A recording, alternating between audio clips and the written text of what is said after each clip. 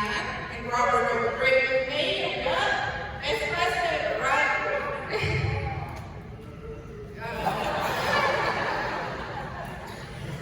I am on the Community School Alumni Association board with several of these people up here.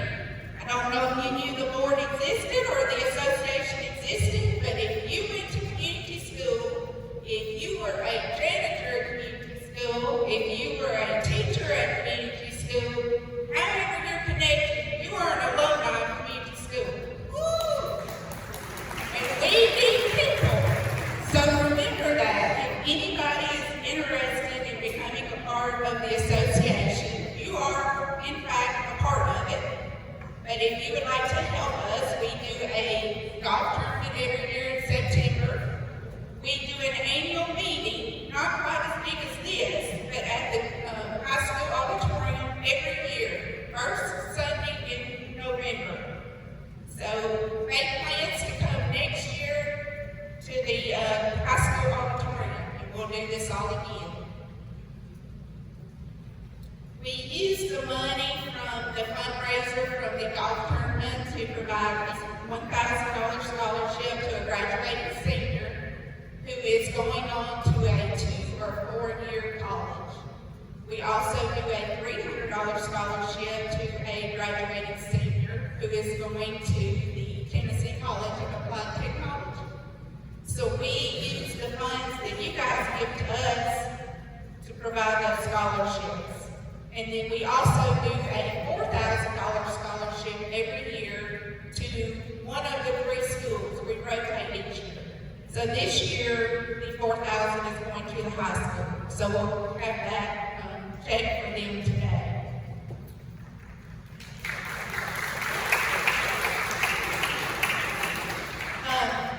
The donation boxes are out in the lobby if you would like to donate. And then we have t-shirts for sale out there, the 100-year of the celebration t-shirts also, if you'd like to buy that.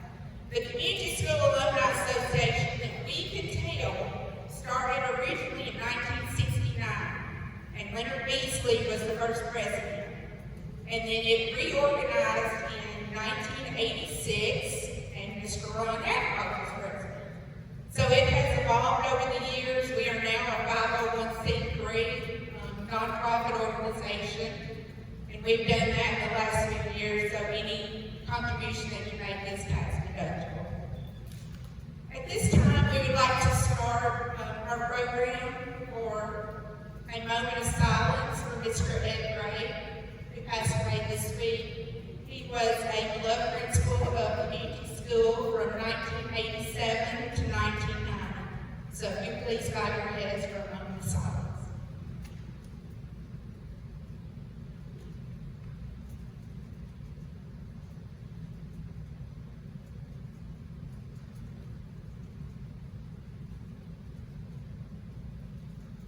Thank you. At this time, we'll have Mr. Buddy Wortham, who is a graduate of class of 1970, to have our invocation.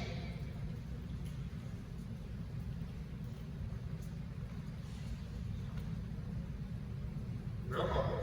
It's good to see all the alumni, whether you're a student or a teacher or faculty member or administration. We had David with us today, and on this special day, especially when we celebrate 100 years of community school. I thought, as I was thinking about this, that it's kind of ironic that a little community like Union that started in school in 1925 would still be going strong here in 2000. And I think it's because of all the great teachers, staff, and administration. It's what's kept this school going for all these years. So, at this time, Father in heaven, we thank you so much for each one here today. We thank you, Lord, for the 100 years that this school has been here. Lord, it's touched all of our lives that went to school here.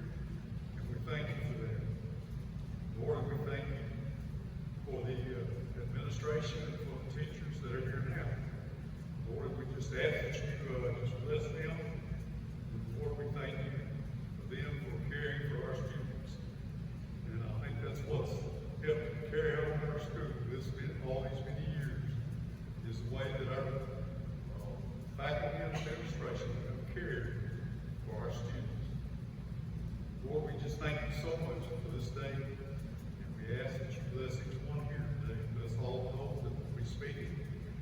Lord, that you would just give them the words to say. Father, we thank you most of all for our Savior and our Lord Jesus Christ. And it's in his name we pray. Amen.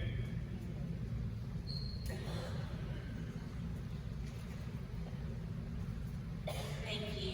Now, if you will all please rise, we are going to have some members of the community school band who are on the honor for us, so if you would join in singing the first verse with us.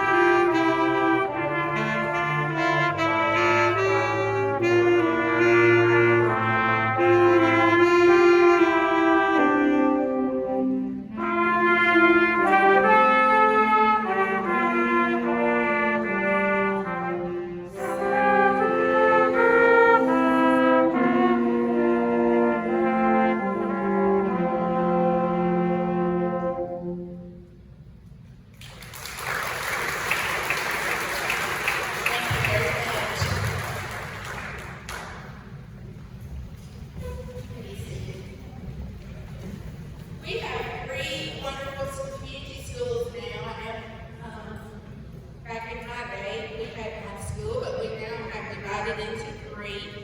But we have equally wonderful administration on each one. We are so blessed to have so many alumni that came back in our administration, teachers of our schools. The assistant principal at Community High School currently is Luke Bowling. He is class of 2000. The principal is Dr. Robert Ralston, who graduated with me in 1989. Robert became principal in 1999 and is the longest running principal in the school's history, starting his 26th year. Robert,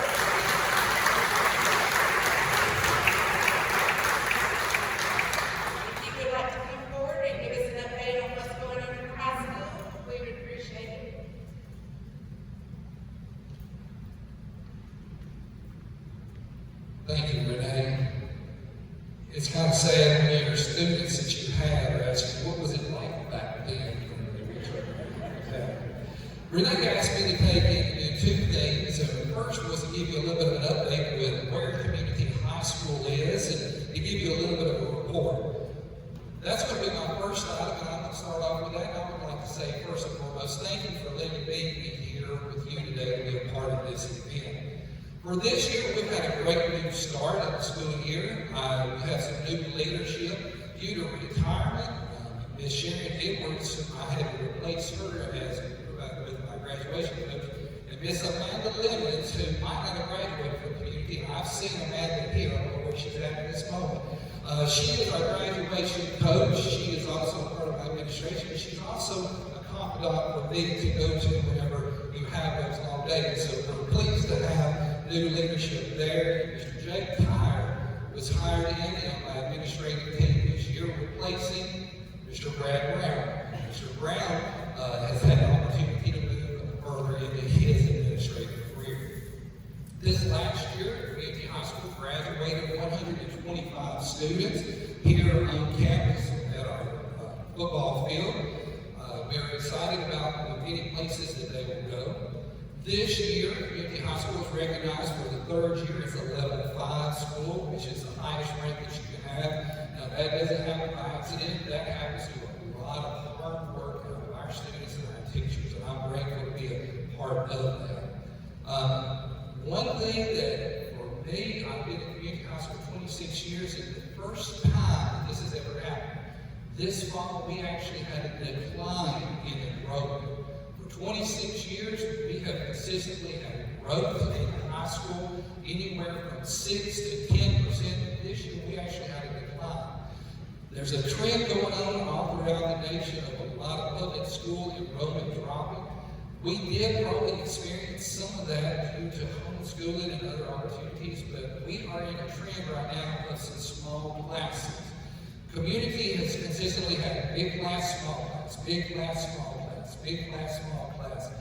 I have right now 4 small classes in high school, which are about 125 each. So we don't know how long we'll stay 500. I would say another year or two, and we'll have to re-go and regain our enrollment and jump back up there. And there is a degree of comfort in having the same numbers year after year, because every year I was always having to hire 1 or 2 new teachers. So we are in a little bit of a cycle of staying at a level.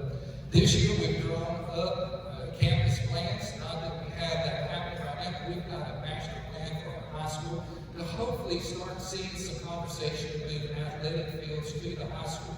Because presently we get along great, but there's a whole lot of things going on this campus on a given day, night, weekend, what have you. So we hope to have some things going on over on our side in the near future. We are wrapping up our football, our girls soccer, and volleyball season. Have had great seasons with those that are coming to a close. This week, our girls cross country will be traveling to Memphis as they're competing in the state tournament. So we are excited about the accomplishment of those young ladies. I would tell you that if your schedule allows, I encourage you to come out for basketball. They're looking for us as a great play. Got new leadership within the boys basketball program. Our girls basketball program has been making their leagues as well. So we're excited about that. So if your schedule allows, we encourage you to come out. Once we turn that corner, then spring comes around, we're looking forward to an exciting new set of leaderships within our baseball program. We think that we've got a lot of good things going on. And unless you've been under a rock in this end of the county, you will know that when softball comes around, our girls are rocking it. This last year, they made it to the state tournament again. Had a great step showing, and we expect great things from them. So, got a lot of good things going on. Weekend after next, I encourage you to come down to our play. We have that going on. Gazebo stays. We will have that Friday and Saturday night. We just have a lot of things all the time going on here at Community, be that at the high school, middle, or elementary. One other exciting thing, and you'll see that in the coming days, we are going to be rolling out a new logo. Due to what you see in corporate America, you're going to see the Viking that we have used that has many times been from the Minnesota Vikings or the U that was borrowed from the Miami Hurricanes. We have worked with Johnston and we have a new logo that we'll be releasing to our students in about 2 weeks. So we're excited about that. And in fact, the money that we'll be getting from the alumni will be utilizing a lot of that to put branding within our building and have some new graphics to go ahead with that. So we got some excitement going on. So that's a little bit of a snapshot about what has been the status of the community high school. The other element that Renee had asked me to speak about was what does community high school or community school mean to me? You know, when I thought about that, it's kind of like asking somebody, what does family mean to you? What does family mean? Because that's what it means to me. You see, 13 years I was a student, and I sat about where that end chair is in 1989 in May when I graduated. And here I am back over here on the 100th anniversary. For 13 years I was a student. And then in 1999, when Mike Landis made the decision he was going to make a move, I had just been 1 year as an assistant principal and threw my name in the hat. And then Mike Bone, who was up here, I don't know if it was in his wisdom or in his ignorance, he agreed to hire me in as the principal of the community. So I followed Mike and came down, and I don't know where Jimmy Crick is. Jimmy gave me an invaluable 1 year as my assistant principal, followed by Keith Williams for a couple of years after that. And really, it just enlarged my family. Later, I had my two boys that came through and graduated from community high school. And it's just hard to put into words. What does it mean? Short of saying, it's my family. It's who I am. It's who I have become. I did a little looking at some numbers. And in my tenure here, I have signed right at 3,000 diplomas of community high school graduates. And that is an awesome privilege that I consider myself having had a chance to do. So, what does it mean? It's kind of bittersweet when you think about its family and you see kids come in and you see go out in events like this to see individuals here that you've not seen in years, and individuals that don't know me as Robert Ross, and they know me as George's boy or Mary's boy or all of those different scenarios.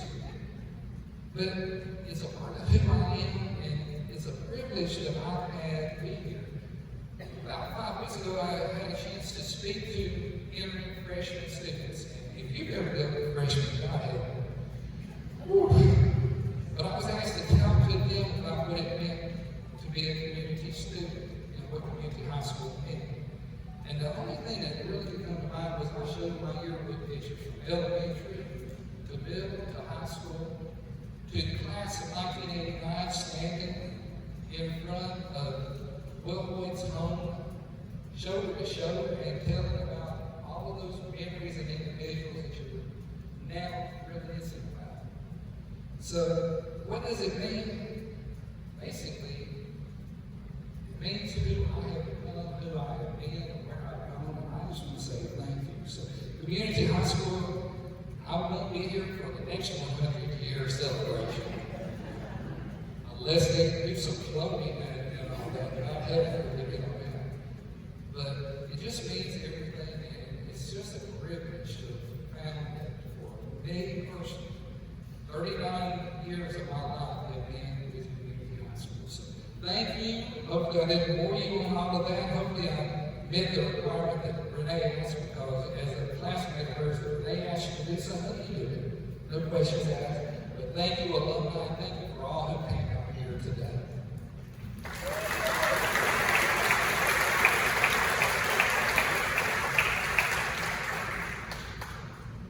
Next, we're going to hear from the middle school. At the middle school, Dr. Jennifer Cook is the principal, but we are proud to have today the assistant principal, which is Mr. Barrett Brown, class of 2007.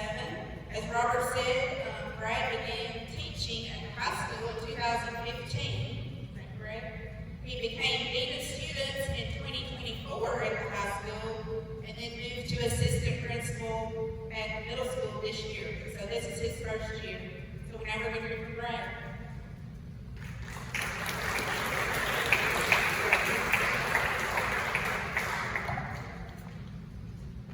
It is a little out of character today, but I am scripted just because I didn't want to come up here and go squirrel code from 25 different directions.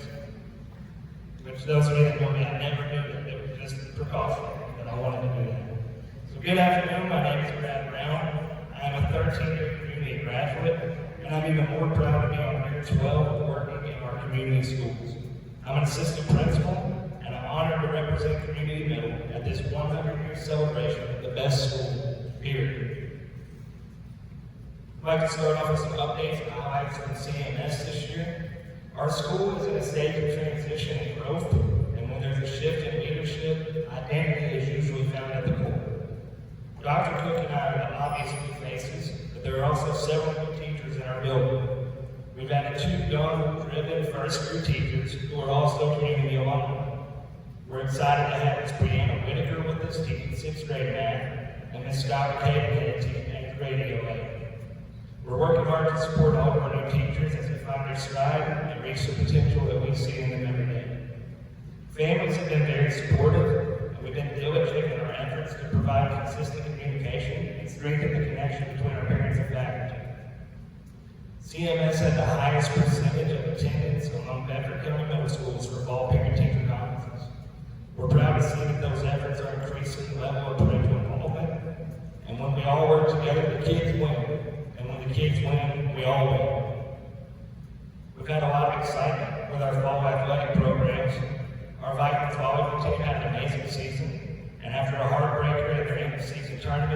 the title due to our distance running up. Most recently, both our Vikings and Vikings basketball team won first place in the World Tournament in Forest, and we deeply appreciate all of the coaches, parents, and players that support all of our student athletes. We have been working on a new initiative this year with Ms. Kristen Reese and Cam Pruitt and Senior Class President Aiden Roberts, and the goal is to create a mentorship and strengthen the connection between 8th grade and high school. The initiative is called Create a Community, and CHS Student Council reps have visited CMS to eat lunch with our 8th grade students and kind of lay out the groundwork of what that's going to look like.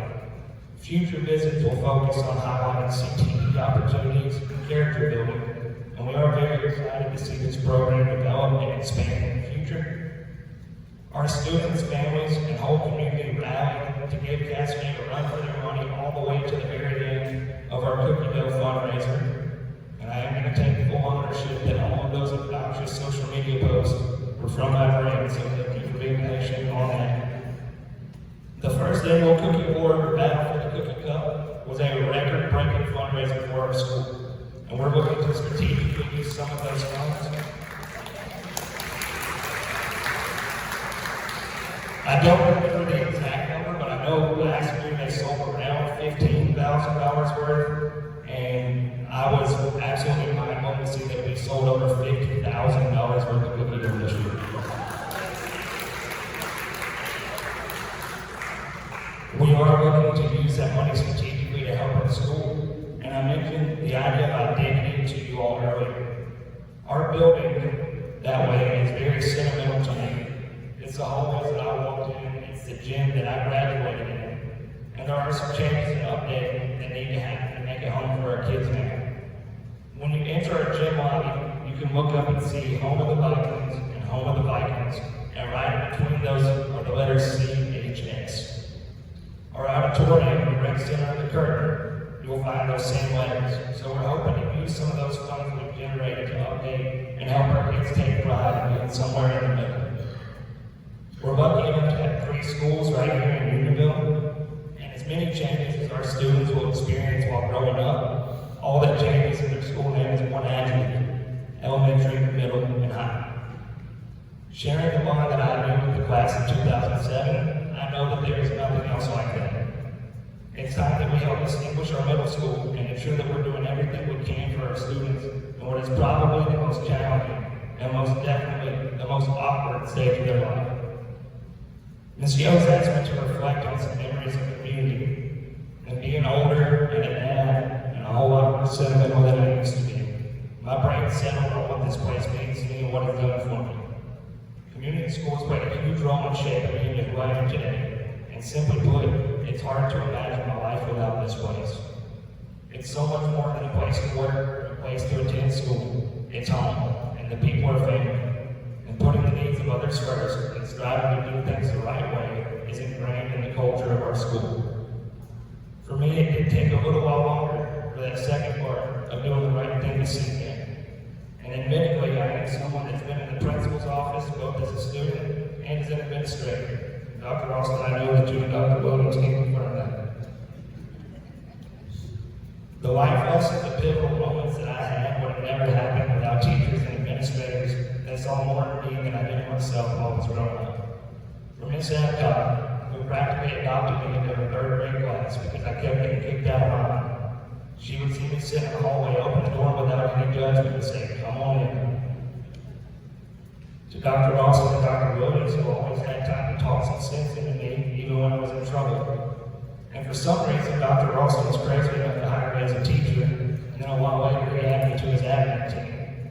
It all boils down to one thing: Ms. Adcock believed in me, Dr. Austin and Dr. Williams believed in me, and overall, I believe that's what everyone in this room does.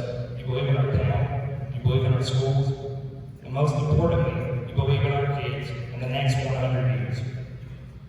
Nothing makes me happier now than seeing my wife sitting right over there.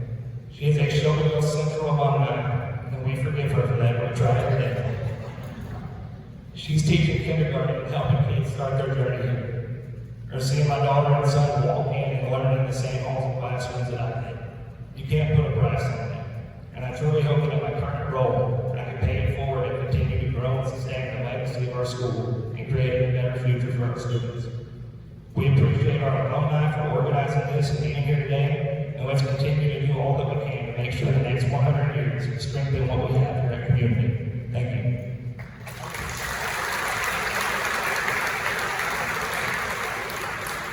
Thank you, Brad. So now we're going to move to the elementary school. The assistant principal at the elementary school, this is Jennifer Gray. We have the principal with us today, Dr. Colt Boyce, class of 2012. Colt started his career teaching at the elementary school in 2016, moved to assistant principal in 2021, and became principal in January of 2024. Welcome, you, Colt.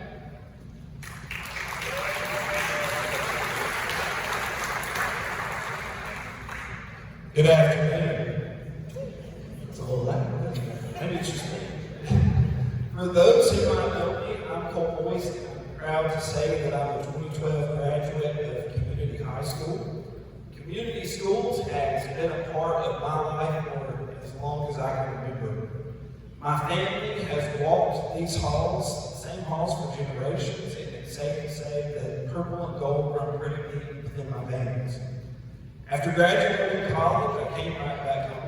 Spent 5 years teaching 4th grade and then served 2.5 years as assistant principal. And now I have the privilege of leading community elementary as principal, like Ms. Yo said, since 2024. Every day still feels like a gift. It's a hard job, but I can't think of anything more rewarding. I just asked Dr. Austin a few minutes ago, I said, what's the secret to the longevity that he's had? But through the struggle that there is, it is definitely rewarding and something I'm grateful to take part in. I get to work with the same kind of teachers who once inspired me, and I get to see our students building the same kind of memories that I did growing up here. As part of the alumni of community schools, some of my fondest memories were made in this building. I can still remember Miss Rebecca Lane, who made each student feel special by picking someone to hold her hand as she walked down the hallway each day. I think about Miss Lemons and Miss Garrett, who I always talked to them about making us keep our journals that we had, and I still go back periodically and read them. At that time, whenever they told us to keep the journal, I thought, well, why are they telling me this now? But I love being able to go back and read about some of those memories and get a good laugh. Think about student council in high school, where I learned what it really means to work as a team. All of those experiences have helped shape me into who I am today. Our teachers at community have always built strong relationships. They see the potential in their students, often before the students see them themselves. And that's what makes all the difference. This year is a big one, as we all know, 100 years of community schools. A whole century of Viking pride, families supporting one another, and of kids learning in classrooms where their parents once sat. When you stop and think about that, that's something that's really special, and not that every community gets to say. We're blessed with that. Over the past few weeks, in honor of the 100-year celebration, I've had the unique privilege of spending time with my great aunt, Janelle Brothers. She's here today. And looking through the things that she's collected over the years about community schools. It's been time well spent, time that I will treasure. What makes me most proud, though, is hearing the stories of generations of people who love this community and how it shaped their lives. That's the kind of legacy that I hope we continue for many generations to come. The tight-knit community is what makes this school so special. As far as community elementary, we have a lot of great things going on. This year we had 90 staff members and 650 students who fill our building each day with learning and laughter and a little bit of chaos, I have to admit, but it's the good kind of chaos.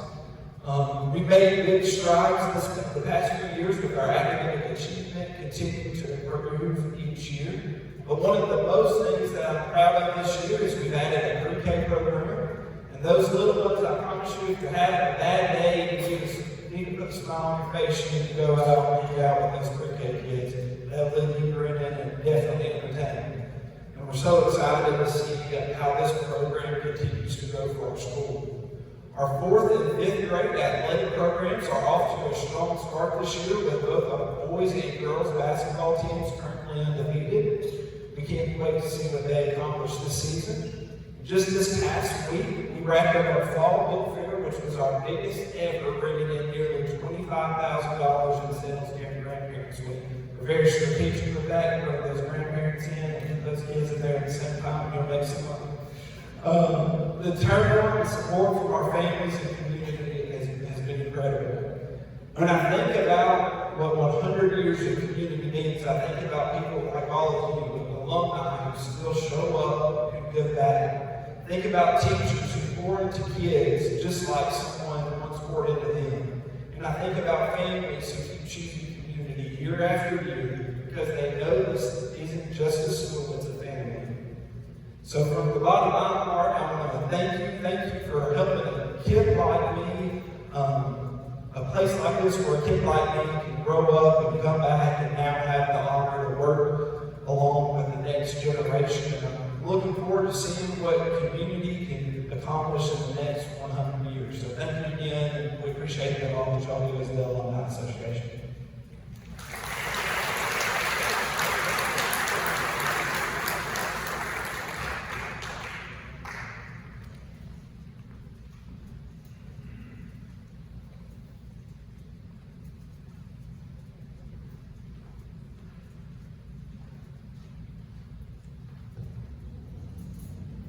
Welcome. I'd like to learn where to get close to this thing or not. Gives me help if I turn it on. Good afternoon. Welcome. My name is Ronnie Adcock, or Ron Adcock, depending on when you meet. I started school at this very location, just a few feet from here, in 1946.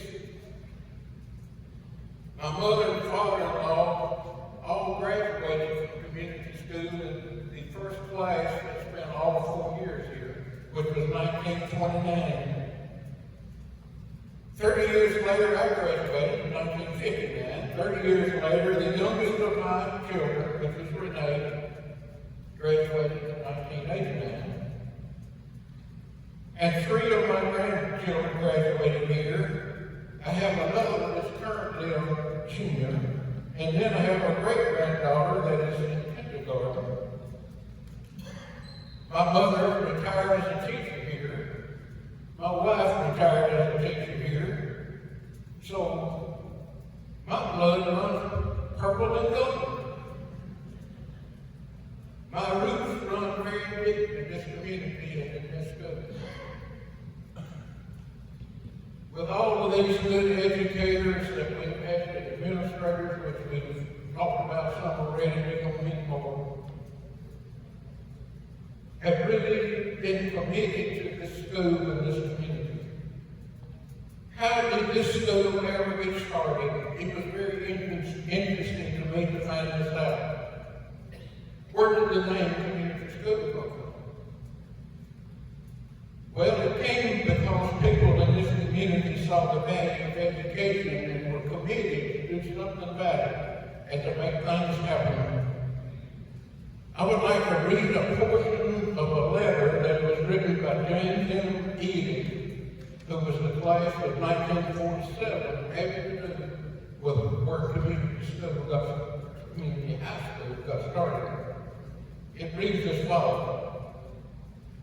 I remember hearing from my father, who was W.A. Ely, that 7 men, I believe, gave $100 to purchase several acres of land where the grammar school now sits. Grammar school being elementary school. These men then persuaded the county to build a high school, all 12 grades. My father had to borrow the money for this. He was one of them that contributed $100.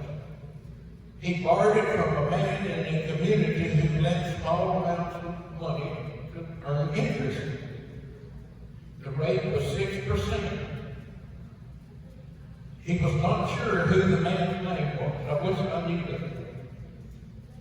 Not long after he took this loan out came the Great Depression, 1929 crash and all that.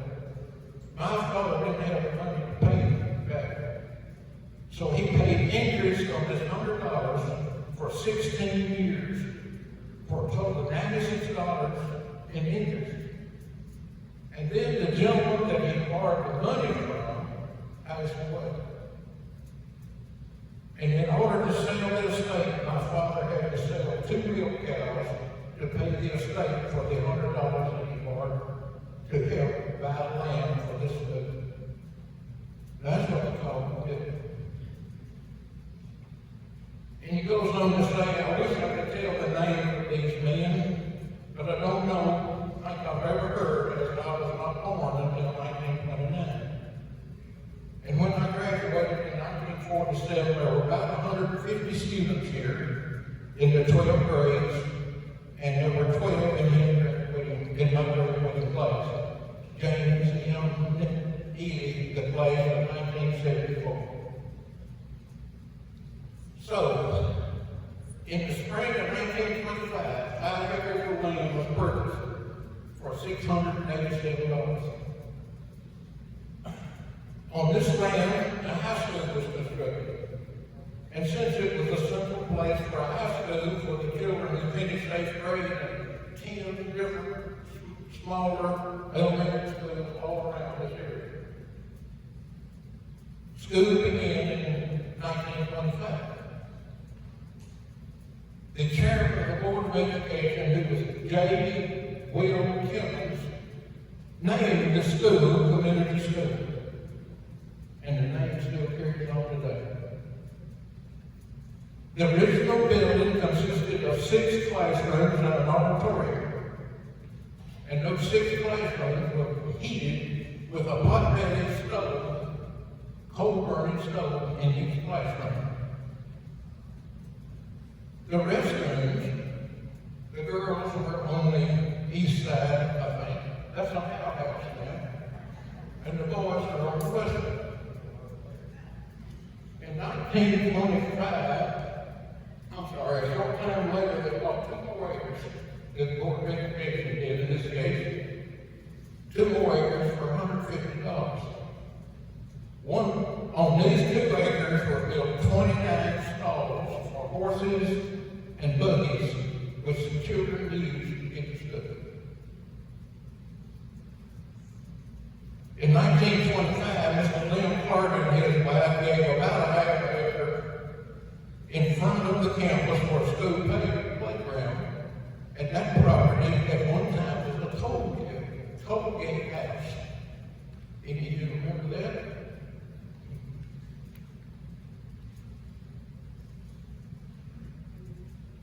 The gymnasium. In 1929, the first gymnasium was built by the people of the community. County didn't put any money in this or any labor. Individuals gave their time and materials for this building. Some gave cedar poles, some gave numbers, some gave nails, and some gave money. Many of them came in and worked. That's what they gave, is the hard work. So so they built the building. That's what I played basketball in all these years. And it was located close right here. I don't know where they played on the floor, but in 1942, they finally put in a hardwood floor. I don't know where it was just a wood floor before that or if it was on the ground. I don't know. But in 1942, Mr. Percy Crowd put the floor in on. And since the Depression was going on at that time, 1929, nobody had much money. So it amazes me that they did all these things with the Depression going on.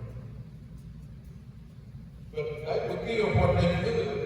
They would give their time, or they'd sell a chicken, or they'd sell a dozen eggs, or anything they could do to help make that floor. In 1963, the gymnasium was heavily damaged by a snowstorm. And the county commission, what they call the county court back in those days, appropriated $100,000 to build this gym that we're in today. This gym, this year, as it opened, is 60 years old. A brick building that was constructed in 1939 in addition to 1946, 1954, 1955, 1964, 1975. In 1997, grades 7 through 12 moved into the newly constructed building that was on the other side of the elementary and the cafeteria. Then that became a middle school. So up until that time, it was, I guess at that time, maybe K through 12. But I think it was only grades 1 through 12. And then in 2009, a new high school was erected on beautiful Eastern Road. And then where the high school moved from became the junior high school. So on this campus right now, we have the elementary school separated by the cafeteria. Then we have the junior high school, with the high school being just a little ways down on the Eastern Road. And since that was built, it's been added to again. So this high school is currently on about 90 acres of land, and the athletics are still done on this campus. Mr. Lawson addressed that a little bit while ago. But this school began as a little school in 1925. The first year there was one graduate. His name was C.J. Lane. I believe Mr. Lawson said this last year we have 125. So, come a long, long way. I'll give just two examples of how people in this community gave of themselves to start, support, and enhance the educational opportunities for students in this community. As we begin to another century, I encourage each of you to actively support our three community schools. Because it's usually the support from our community is what started this school, started with. So the least we can do is to support what we have. But we have three good schools, and this is keep supporting them. And one way you can do that is through the Community Alumni Association. We need new, energetic people to help us. Because you can tell some of us are getting anxious. And we need to be prepared. So, you younger people especially, do what you can to support these schools in any way you can. And the Alumni Association is one way you can do that. And speaking of commitment, Mr. J.W. Woodard was the principal and started the same year I did, 1946, 22 years. He was committed to this institution as well as a lot of others. My mom over here, Mr. Williams, I've named a lot of them. And we are so pleased to have today Mr. Woodard's son, Jack, here today. Jack graduated in 1956. Went on to UT Knoxville and graduated in 1960. Served in the military for 13 years as part of it active and part of it reserve. Worked in Oak Ridge at the Agricultural Experiment Station on 2 different occasions. Was a newspaper editor in Covington, Tennessee. And in 1965, he decided to go back to school, so went back to UT Law School, and he graduated in 1968, and then he joined the law firm Hodges, Doty, and Hartford. I don't know if I'm pronouncing that correctly, but then he retired from law practice in 2004. And Jack is married to Dot Presco, who lives right down the road here, And the class of 1957 were done in. And they have two sons, and they live, Jack and Doc live in Knoxville, Tennessee. Please join me in welcoming Jack Wheeler.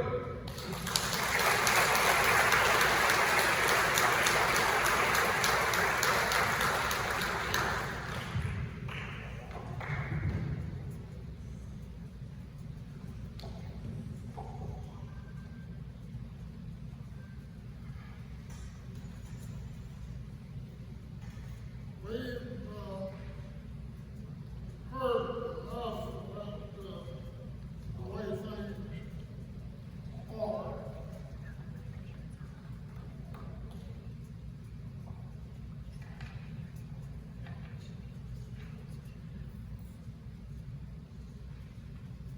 Now, can everybody hear me? This is going to be fairly short. But I'm going to tell you how things used to be. My father had typhoid fever when he was in the 8th grade, and he didn't go to high school at all. He went to the Gerald School, which was a small school, and he graduated from that and got a handwritten certificate of his graduation. And then he went to UT. He majored in history, math, and finance, and he made the basketball team.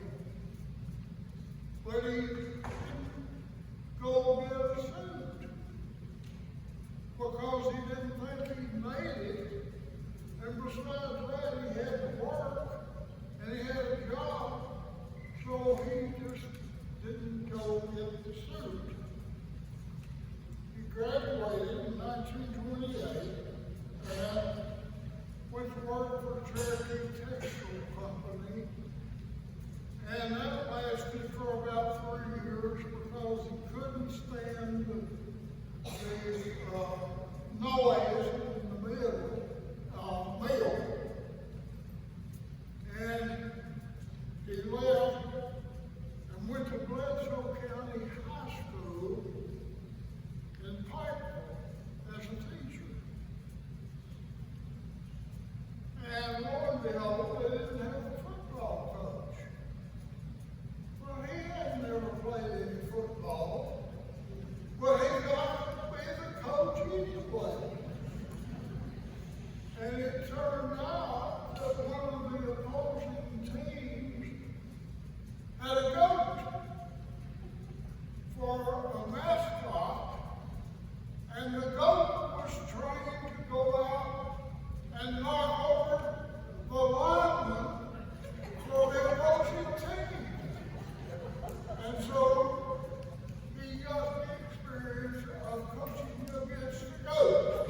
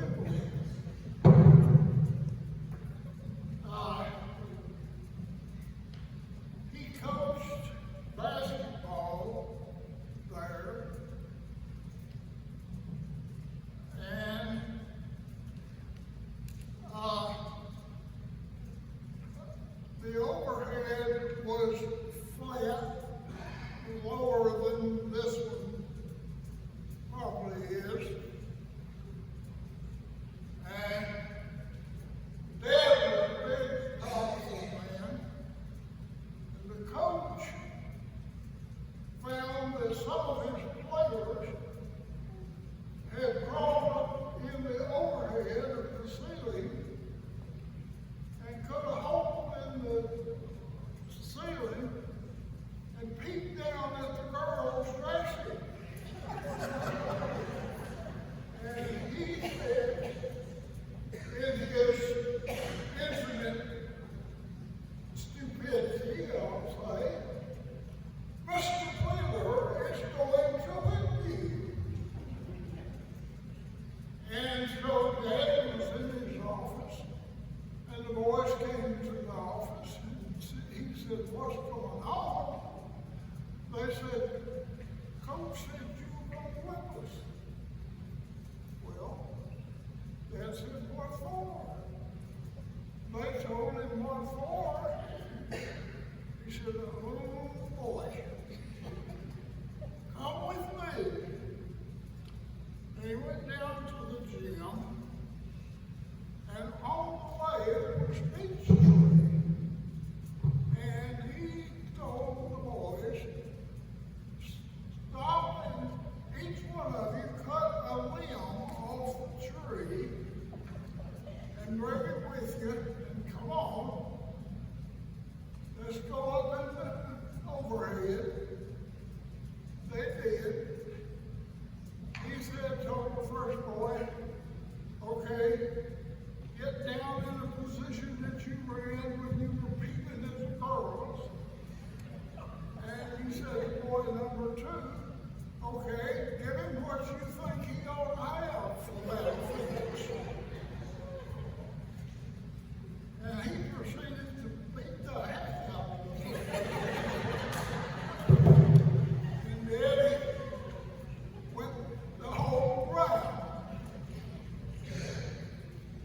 And then he sent the boys back to class. And he went back to his office and sent for the coach. And when the coach came in, Daddy said, I want to tell you something. The next time you tell somebody what I'm going to do to them, you're going to get a worse whipping than any of those boys combined. That's all that was. He stayed at Eagleville for 12 years, and he said he graduated from Eagleville. He came here to Eagleville to community school. He was principal of the 12 grades, as he had been in Eagleville, also principal of 12 grades. And incidentally, how many of you know Reverend Wallace Rowe? Quite a few. He is the only person who went to school with me for 12 years. 2 in Eagleville and 10 here. My wife also went here. But I want to tell you, a few people that have gone to school here under somewhat strange circumstances and still accomplished a whole lot. I'll start with Garland King. How many of you know who Garland King is? Garland quit after 8 years school here. But now the State Fire Academy is named for him. And he was fire chief in Shelby at one time. Ed Pratt wasn't going to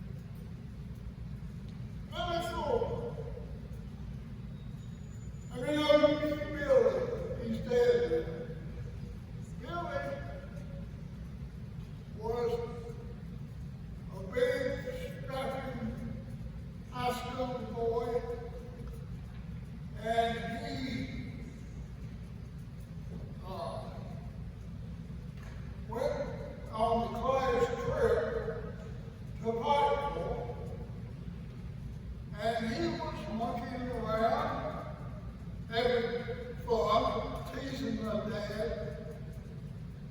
And Dad says, well, Paul let me alone. He kept pestering Daddy. And Dad grabbed him, took him down across his lap, and spanked him with his hand. And let him up. And he and Bill got along real well after that.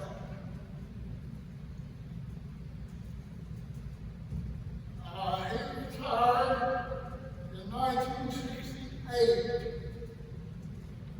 And I'm going to read a letter that she wrote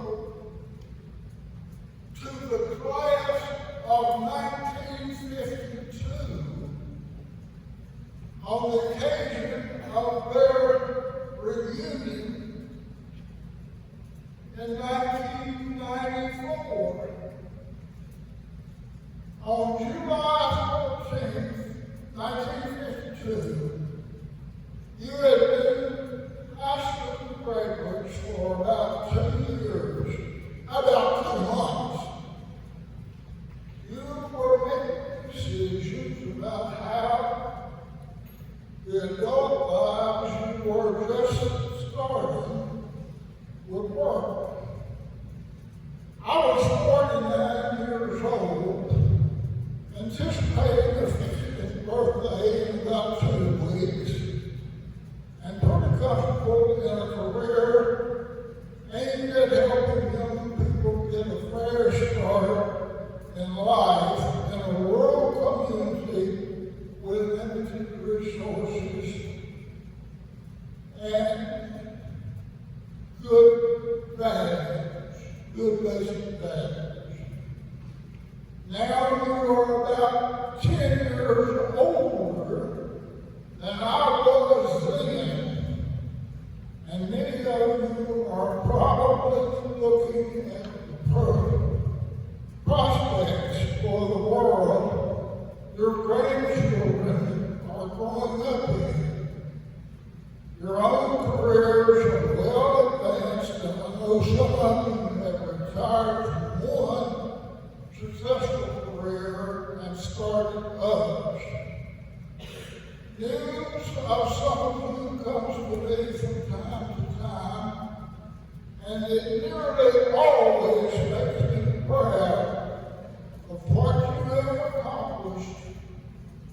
If I had to learn that personal integrity and hard work would pay off in the long run, then the time we spent together was well worthwhile from my standpoint.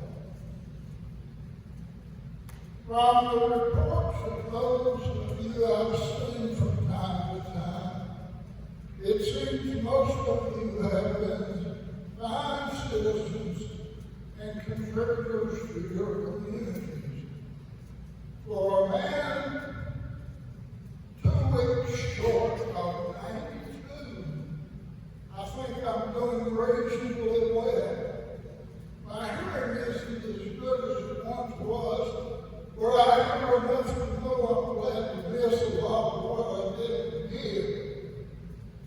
I'm mobile enough to go to exercise sessions about 5 meetings a week.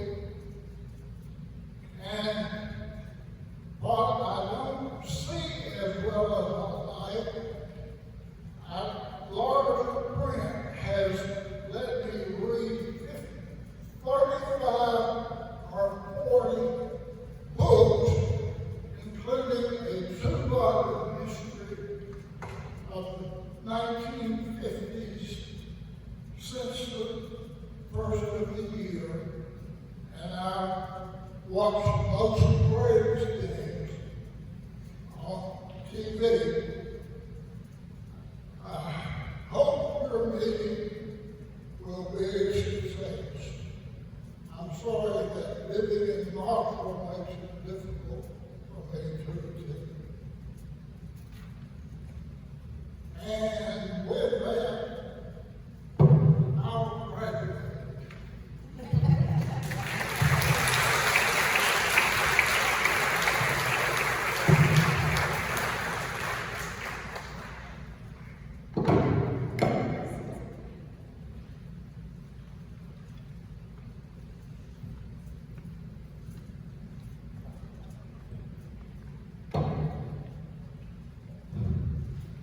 We're on. I'm Patsy Barker Lynch, and I'm graduating class of '67. And we're going to go back a little ways to the year of 1965. That year, community high school got this bright, shiny new gymnasium.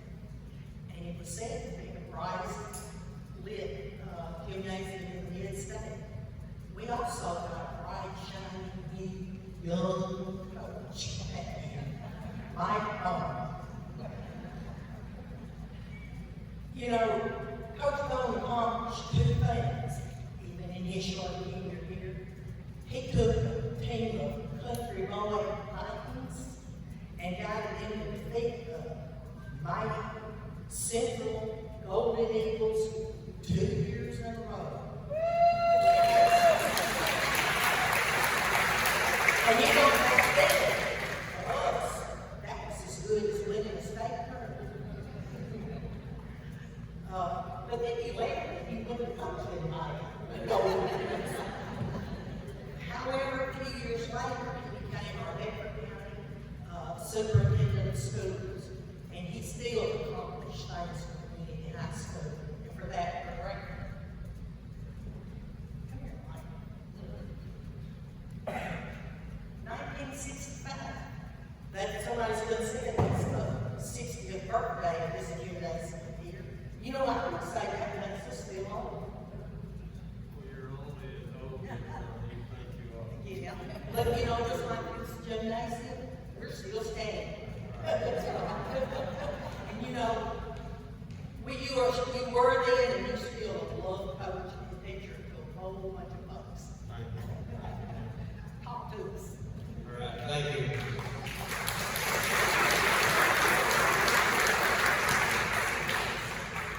It was a wonderful feeling walking into this gym that was brand new.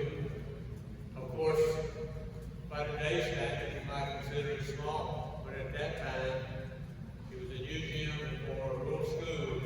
We were very proud, and still stand proud today.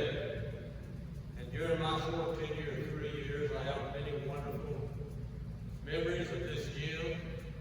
Most of the memories I have are of people. And I'd like to clarify one thing that Dr. Austin said. When I became superintendent and had the opportunity, or was faced with the challenge of fulfilling a position of principalship here at community school, when Dr. Robinson came on board, he mentioned the fact that it was either my ignorance or my wisdom that I chose him. Well, I took a lot of pride in talking about the people of community school during my 3 years here. When I left, people would ask me, how was it at community? I said, well, it was a wonderful experience. The people were great. It's a very close-knit community. They're very supportive. It's just a wonderful place. I had a wonderful experience. And they said, well, you know how about going there, so on and so forth. And I would go in and humorously tell them, I said, well, now, it's close-knit. And you need an invitation and a passport to get in, but once they accept you, you're all right. But when it came time to pick Robert, it was not my wisdom nor my ignorance to pick Robert. Robert was the only candidate that I had that had a passport to get in. Glad to have you, Robert. I gave you a lot of thought as to how you address a 100-year-old tradition of the school, or for that matter, a 100-year-old tradition of anything.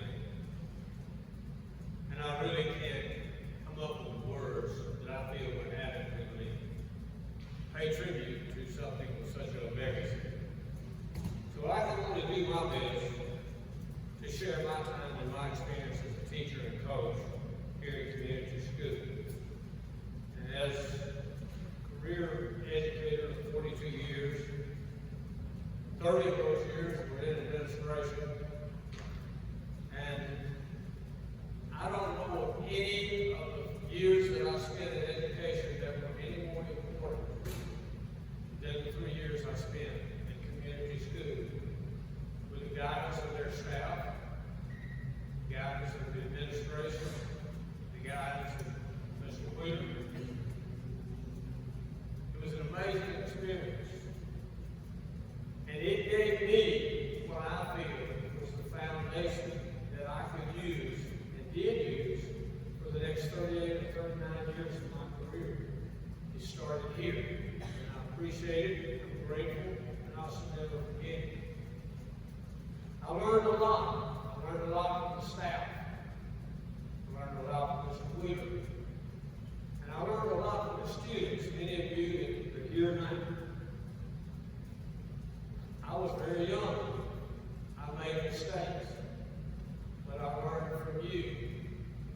So I'll take this opportunity for those students that I had to apologize to you for you being my guinea pig, but thank you for what you taught me. I suspect that you probably taught me more than what I taught you. But I appreciate it, and it stayed with me for years. I cannot think of community school without thinking of Mr. J.W. Wheeler. I had the honor and privilege of working under his direction and guidance. And I also had the opportunity of working under some very other good school administrators who were intelligent, smart. But Mr. Wheeler was unique. Certainly he was intelligent. But more than anything else, Mr. Wheeler had what I call wisdom. And there is a difference between wisdom and intelligence. He passed a lot of that wisdom as much as I could absorb along to me and others. Some people might call his wisdom just common sense, but I'm reminded too by one of my former teachers that common sense is not so common. Mr. Wheeler had a level above common sense. It's what I call wisdom. In education, especially in administration, you live by a lot of rules, regulations, policies, and procedures. And sometimes they can conflict with the circumstances that you're facing. I learned something from Mr. Wheeler that stayed with me in my career for the entire career and still to this day. And that is, when we talk about rules and regulations, Mr. Wheeler used to tell some of us, he said, rules, regulations, policies, and procedures are those times and places where we as men and women do not have the wisdom or the courage to make a decision. And I think there's a lot to be said about that, even in our daily lives with our families, and certainly it proved to be a big help to me during my career. And I always think about him and his wisdom. When I look back at community school and think about 100 years, and maybe we look around and we see the wood structures, we see the bricks and the blocks, we think, well, that's a school. That's a school I went to. But in reality, that's just brick and block and wood. What is a school is what makes up that school. The people who attend and gather, the relationships, the memories, all of the happy times, the good times. Sometimes there are scars and bruises, and a few heartbreaks, I'm sure, along the way. That's what makes us good. So what does that building mean? That building is a monument. It's a monument to your memories, to your relationships, to your scars and bruises, and to your heartaches, and to your lives. School is just a relationship of memories. That building is a monument and a testament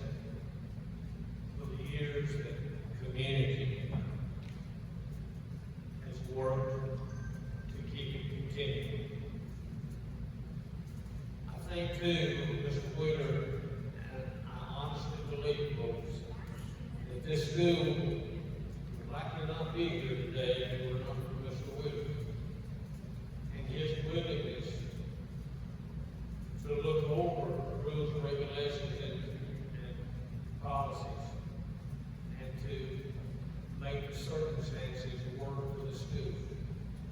And I learned a lot from him in doing it. Certainly we have to have policies and standards, but every now and then we need some common sense, we need some wisdom.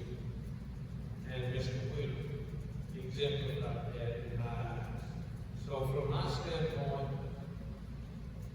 the existence of the community school, those that came before Mr. Wheeler and after Mr. Wheeler, those of you that attended, you have something to be very proud of.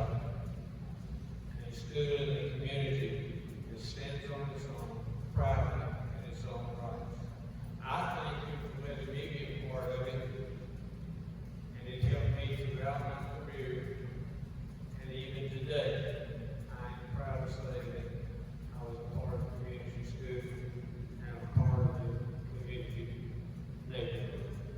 Thank you ever so much.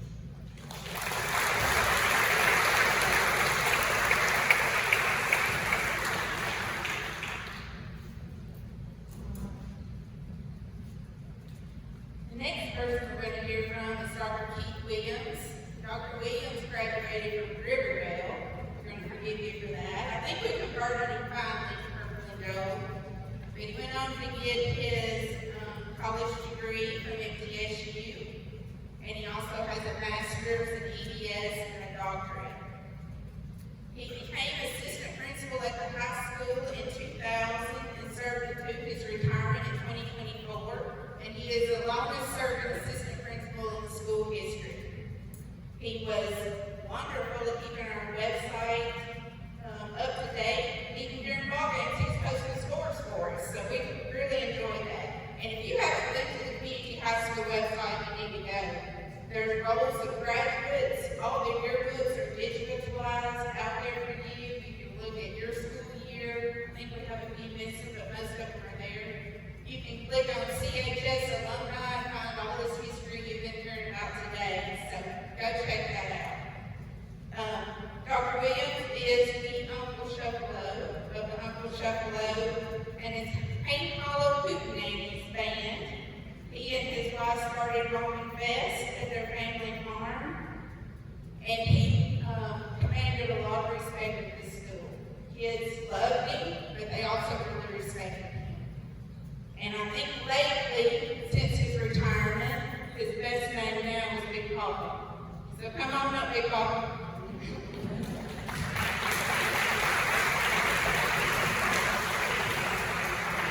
Thank you, Renee. That was very nice. I'm only going to go back 30 years, like 3 decades, and I'm going to focus on just a couple minutes on sports.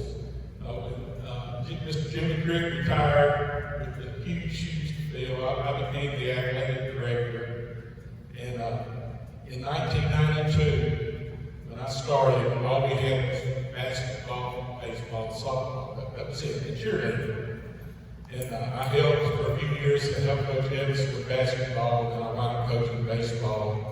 We didn't have any fall sports on one particular year or two to keep the boys active and focused on positive things. We played baseball on Saturday night, just pick up our umpire for them, just to give us something to do because we didn't have fall sports.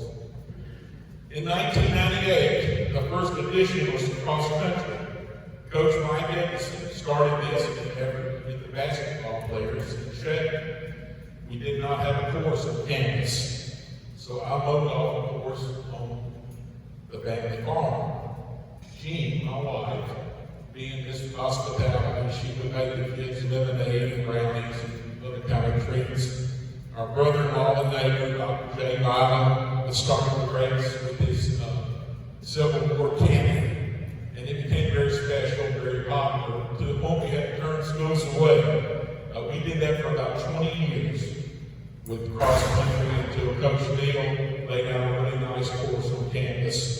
and they've got a really nice place to run over there. The cross country has 4 state tournament appearances in any other sport in school history. They've had 8 boys and 10 girls state tournament appearances in cross country, including the girls team this year. So that went on to be a very successful program. Also in '98, it was the initial year of girls volleyball. Coach Jenny Ledbetter started this. Our first uniforms were hand-me-downs from basketball. Most of the girls played in the first volleyball game they had ever seen. They played in the big, baggy, long basketball uniforms, and they didn't like it. When Coach Allison Lane Martin took over, they moved to the more traditional attire. Coach Lane's daddy, Harry, used to keep the game. He would joke, "We've got to have those springy kind of outfits so we can get spring and more jump in our girls." Anyway, we used to laugh about that. The volleyball team did steadily improve. We won district titles and twice advanced to the state sectional under Coach Allison Lane Martin and then Tiffany Davis Place. In 2001, we added golf. Coach Josh Burrow was a star athlete here as a student. He went on to coach baseball, bowling, golf, served as AD, president of Teachers PD at the middle school. In 2001, we started bowling. Coach Burrow also started that. The very first year, he took the girls bowling team to the state tournament. We're all excited about that. Aaron Reed coached bowling, Kathy Gregory, Chris Toshio coached bowling. It was discontinued for several years and was resumed by Coach Chris Grooms, who continues coaching bowling today. Coach Burrow also started golf in 2001. Golf teams went on to be coached by Ralph Edwards and Cody Harris. The big start was 2005. We started football at the JV level. Howell passed as our first coach. We had no facility, no funding. The grass for our initial football field was sprigged in with the personal tractors and labor of Mr. Mike Moan, our superintendent, who brought his tractor down. Dr. Rosby brought his tractor down. I brought my tractor, and we did it the old-time country way. And yes, the sprigs for Bermuda came from the Cascade football field, so our football field has Cascade grass on it, and always has. But I always appreciated Ken Parker for doing that for us. The highway department, the truck come over. We had no lights. We literally had people get on top of the baseball lights and flip them around so we could try to have night football, and we rented also some gasoline-powered lights. Andy Haynes and his service company eventually built us a nice restroom and concession building, and folks, he absorbed much of that cost himself. We had a welding crew from the Breathitt County Workhouse. They came over and welded up our first stands. It was really a very long start. Mark Van was our second coach. Johnny Cross served as head coach 2006 to 13. We started regional play in 2007. Chris Grooms coached in 2014, and Glenn Tibble took over in 25. We still have not achieved the success we would like, but we have great hope. In 2007, we started girls soccer at the middle school level. This was launched by Coach Mark Neal. We had the financial support of Chris Rose, Donnie Smith, and Andy Haynes. It would not have happened without them. We first built a high school team in 2008, and then a boys soccer team in 2011. Tennis was started in 2019 by Coach Tim Pruitt and Ian Stitzel as president and coach, and I believe others still began. We started wrestling in 21, and Coach Chris Slaughter and Dr. Bowden took it over, and Rick Williamson now serves as a wrestling coach. Wrestling has proven to be very popular. It's surprisingly genteel with great sportsmanship. They get out and literally whip each other and then shake hands and smile about it. It's just amazing. And in 2022, Coach Drew started track and field. So, we've had a lot of sports in the last 3 decades. It's not, Robert Ross and I used to kid, it's not do little, it became do a lot. So I like that better. We did do a lot. Some highlights of our 16 athletic teams. The baseball team went to the state in 14 in the sectional in 22 under Robbie Davis. Basketball went to the state in 21 under Coach Davis' first state tournament appearance since 1941. Coach Edison took us to the sectional, and Robbie Davis also to the sectional in 13, 17, and 20. Girls basketball under Allison Lane went to the state in 15 and 16, and Coach Pierce took us in 23. Girls soccer went to the sectional under Coach Chris Brothers in 20 and 22, and Cam Farrell has got an absolute dynasty going right now with softball. We went to the state in 22, 23, and 25. It's such a joy to watch. Volleyball went to the sectional under Coach Lane in 09, Coach Clayton in 22. Successful athletic programs create great pride and enthusiasm, but they are not the main component of a great school. In my observation, the main component of a great school, or a great community, a great county, a great state, or a great nation is in its moral leadership.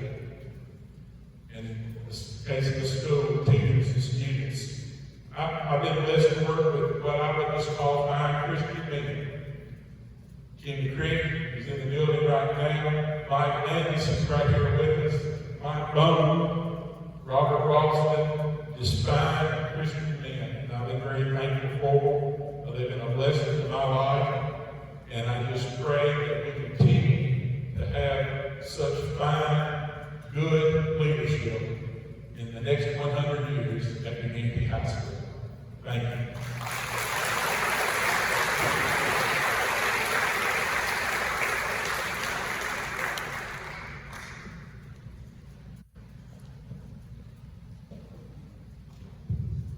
Hello, everybody. My name is Nathan Barber. Proud graduate of Community High School in 1989, along with Dr. Ralston and Renee. I had the privilege of this meeting to introduce a testimonial story of our oldest living educator. When it comes to school, standing here in this gym, a lot of you who know me, I base a lot of my life on nostalgia, memories. Lots of memories in this gym, lots of memories in this school. I know there are a lot of fancy school classrooms built nowadays, but for those of you who don't know, when I started, Renee, Robert started back in 76, our kindergarten class was right back here in this left corner, and it was a boys' home and away locker room. So, to me, to say that we started out with very much education, you can't get much worse than a smelly locker room to start out with. But it's a memory that you'll keep with you. Fast forward, there's been so many educators who've been part of my life throughout the years, including the ones I've introduced. But I had the fortunate, thanks to social media nowadays, being able to keep up with a lot of the former educators that were part of my life. I'm finally blessed after about 46 years that my lovely our first grade teacher, Miss Annie Connell, has come all the way from here to Chattanooga to be with us today. And she was actually a girls basketball coach. Don't know the years exactly, but that's before my time. But just a little reflection of her. Before the days of in-school suspension, out-school suspension, detention hall, she had a little place called Doomsville. And nobody in first grade wanted to go to Doomsville. Now, whether that's psychologically impacted me throughout the rest of my life, I'm not sure about. But one thing that did happen during that tenure with Miss Connell, I didn't have to worry about going back to Doomsville. I was actually shipped out of her house. So we had to be moved, some of us got moved to a split class. But I mean, there's so many educators and the teachers maybe see the video of the story, you definitely want to impact a lot of people's lives, and even students that may gave you a hard time there in school or whatever. I think once maturity sets in, you realize that they were definitely a big part of your life, and I'm thankful for all of those who gave me what they did in my 13 years here at the community. So with that said, I want to introduce via video testimony of Miss Catherine McLean. She was our librarian. She was also a teacher. She was a librarian during my tenure here, but she did start out as a teacher. And she'll share about the story of what community meant to her and such as that. Now, a librarian, you really don't think would have that much impact on your life. But one thing that I can share that I know directly she impacted me is between her and Miss Connie Hasty, who was also an assistant there librarian. There's one thing that was a pet peeve there: push your chair in when you get up. Well, needless to say, I do that to this day, and it aggravates me when somebody leaves a chair out of the way. So little things like that will definitely carry on through your life.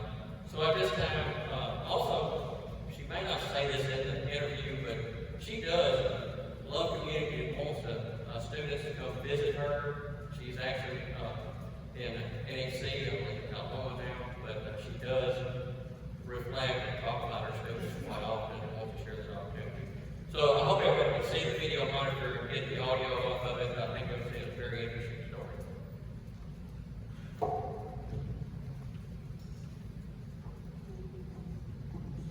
Okay. Doug and I are here today with Miss Catherine McLean, who was our beloved teacher at Community High School. And as far as we know, she is our oldest living educator that we have. So we're going to interview her today and let her talk about her tenure at Community High School. Ms. McLean, how are you doing today? Wonderful. Good. Happy to see those up. Yeah, good. We're happy to see you too. We're going to talk to you about your life at Community High School. But tell us about the beginning of your teaching career. Where did you get your degree? Well, I graduated from Davidson College in 1961. And I was looking for a teaching job, and I went to Lynchburg to look. And they didn't have an opening, but at the beginning of school, they needed someone to teach or to go to the library. But I felt like I wasn't able to do that. So they moved the English teacher from the teaching English to put me teaching English and put her in the library. So that was the first year that I taught. At the end of the first year, they didn't need me anymore. So I didn't get a job. Well, I got one too. It was at a country school, K through, or first grade through 8. And I couldn't do that. I was feel ready to do anything like that because I was just a new teacher. So I turned down, went home, went to Johnston's, and got a job the same day, which would be right in the inside of greeting cards. Well, when I got back home and got to thinking about it, I thought, that's not what I want to do. I want to be a teacher. I had wanted to teach school ever since I was just a baby.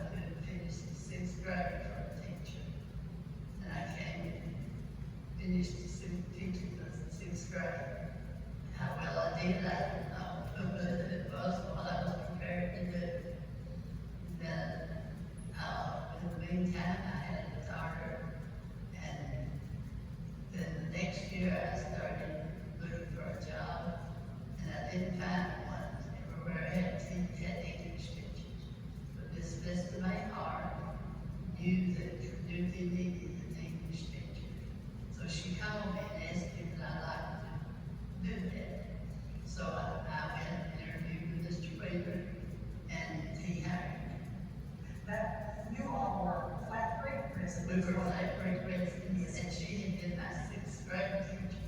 When I was in school, really. Mr. Wheelwright, Mr. Wheeler, what year was that? Do you remember? that was in 1963. 63. I mean, I was 63. Okay. And how many years? No, it was 64. And how many years were you at the 36 years. 36? That's a long time. That's a long time. Well, we're glad With you all the changes. Yes. Okay, let me ask you this, what was your first impression when you came to school? Well, not from the beginning. I had graduated from a large high school, larger than there had been 144 in my graduating class. And I thought, well, I just don't know about this job. I don't know whether that's what I really want or not. But I came home anyway, and I was going to be teaching, 3 classes in the library, 3 hours. I'd never done library before, didn't know anything about it, but I took it anyway, and I learned, so. With Mr. Wheeler and Ms. Bergson's help. And, we had a lot of discussions that helped me along with everything. So, I did that, and then I taught there, taught English for 3. Well, first I had freshman and sophomore English, because somebody else had junior and senior. So, I did that, and then, Mr. Wheeler retired, I believe it was, and I went and taught senior English and junior. But I was still part-time librarian. So, one day Miss Diana, the supervisor, was at the school, and she came and talked to me, and she said, we're going to be needing full-time librarian.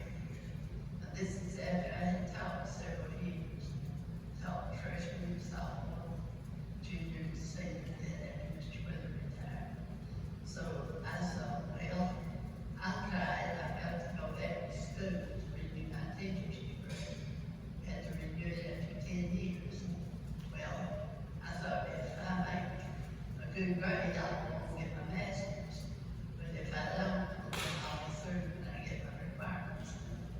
Well, I made an A in the course, so that course sent me on to get my master's degree.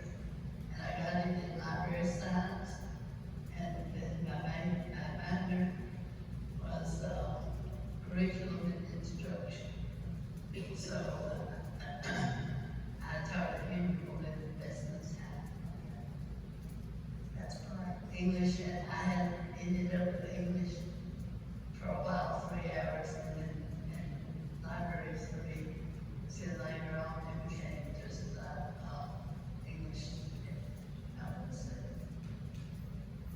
Later on, it was teaching, but in library. So you don't feel like you made a mistake? And I made no mistake. It would have been a mistake had I not been with you. We're glad you did that. You did told us about all the courses and grades you did for those, how many, 31? 36. 36 years, yes. Now, tell us some special memories you have that stand out in your mind while you were there.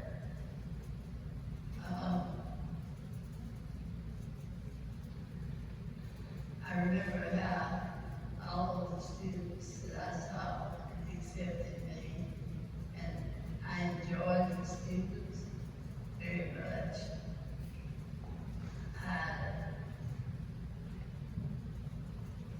I had an experience with a lot of extracurricular activities and a lot of memories of that.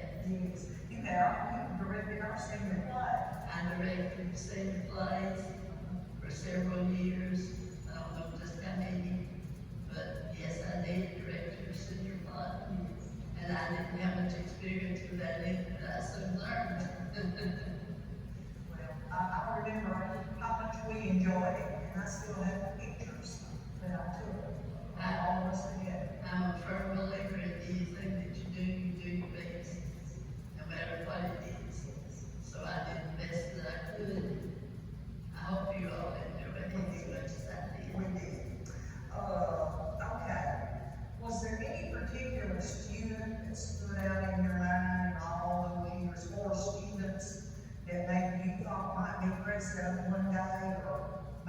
you'd like to send to reform school? I keep saying just pick out one particular student, because I loved all my students.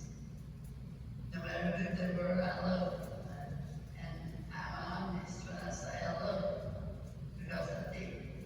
There were some who might have got on my nerves a little once in a while, and they couldn't listen, but I still love them. Yes. And all, like I said, all of the students were special. And I never would send anybody to the some of them may have ended up there, but I didn't send them. You saw the movie and everything. I did. Yes, I did. That was one thing. Okay, Ms. McLean, as we wind, this interview up, is there any message you would like to tell all these folks that are here to celebrate the 100th birthday of community school? Is there anything you'd like to tell them? Well, first of all, I'd like to say thank you to everybody who has been a part of my life. A big part of my life has been the community school and the community, our community. I had some great principals that have meant a lot to me and were very encouraging. Mr. Wheeler was a great principal. He took me under his wing and taught me a lot about education, what people expected or what. I'd like to say that the community, the surroundings are all very dear to me. If I had any choice in place to live besides Flat Creek, it would be you. I always enjoyed the people there. I felt like I was a part of them, and they were a part of my life. I never had a student that I didn't like, and that said something great. And I just wish for you that for the future that everybody will continue to work hard and make the community the best school in Bedford County.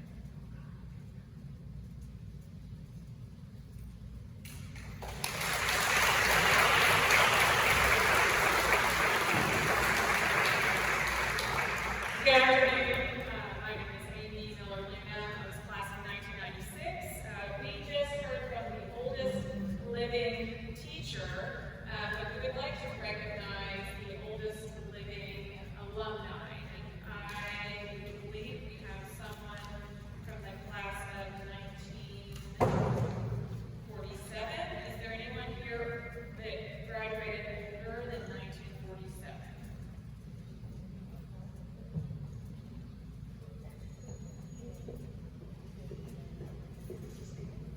Can you please stand?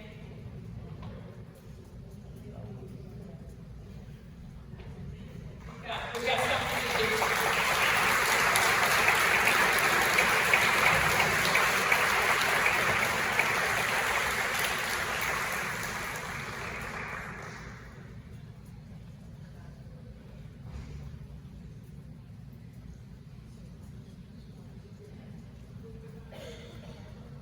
Miss Mildred, We have some flowers we want to give to Miss Mildred Westbrook.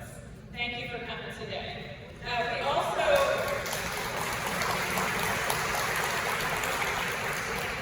would like to recognize current and former principals and assistant principals. If you guys could come up here, we'd like to get you to tell us your years, assistants. I see a couple of you came out moving this direction. Principals, Mr. Landis, Mr. Craig, we'd like you to tell us your years of service.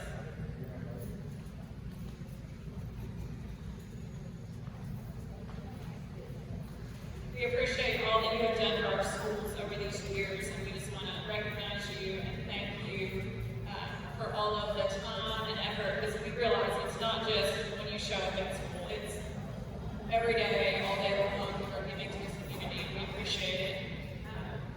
So at this time, we'll say your name and either the number of years or the years.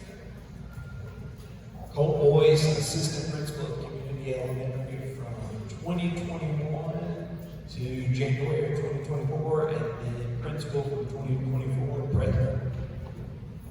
Keith Williams, vice principal from 2000 until 2024. Robert Rustin, from 1999 to present, 26 years. Brad Brown, I was dean of students at the high school last year.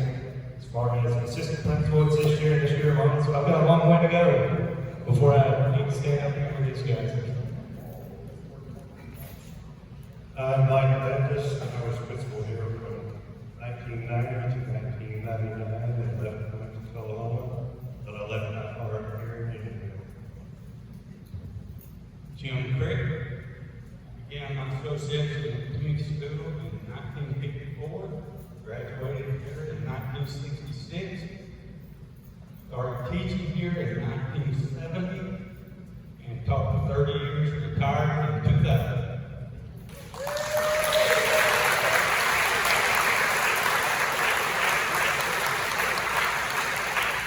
Again, we are so thankful for all of the years that you all have served us. I want to thank you for that. One of the things that we have had people talk about is what